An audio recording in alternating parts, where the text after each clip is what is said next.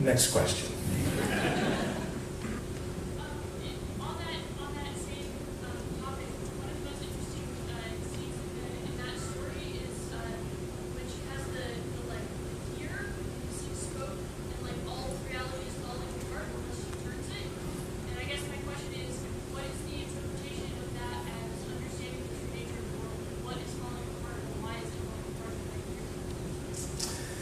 And this is a very good question. In this scene, something happened. What is going on? Is this real? Is it in her head?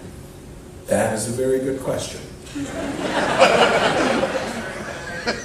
Other good questions?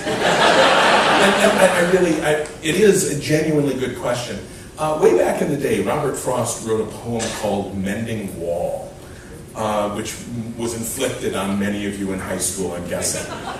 Especially if you grew up in a certain era, because a lot of people held that poem up to champion the Cold War. You know, it says, good fences make good neighbors. I can't believe Trump hasn't trotted it out yet. But the thing is, that poem said, good fences make good neighbors, had that line in there twice. Unless you've kind of looked at the poem closely, you don't realize that there's another opposing viewpoint in there, and it says there is a thing that does not love a wall. And that is why they're fixing this wall in this poem. One of these lines starts the poem, one of these lines ends the poem, and the other, they're both repeated twice, and those are interspersed throughout the poem. And so everybody asked Frost about this. They're like, so which is it? Wall good or wall bad? And he would always, and a lot of Frost poems were like that. He would kind of propose a thought, and then sort of like and that's for you to read. And he would walk away from it. And in one particular unique interview, somebody said, so in this mending wall, right here, this. And I suspect like he had not had his coffee that day, or like maybe just a low blood sugar or something. And he said, I wish you knew more without my having to tell you. And I was like, whoa, not so folksy there, Frost. A little chink in the armor.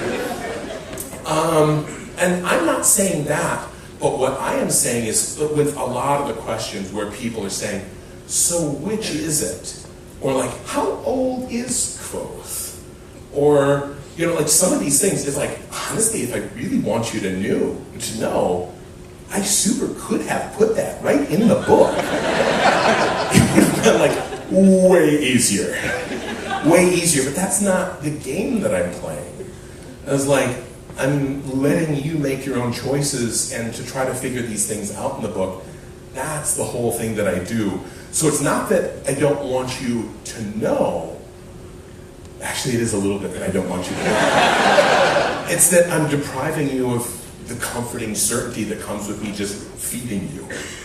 I think it's good for your brains, and I think that it helps you engage in a story in a different way. And plus, that's kind of what comes naturally to me. That's the sort of storyteller that I am. I am a huge fucking tease, is the moral of the story. I am never actually going to let you know what's going on. Into book 3. I lost track of time.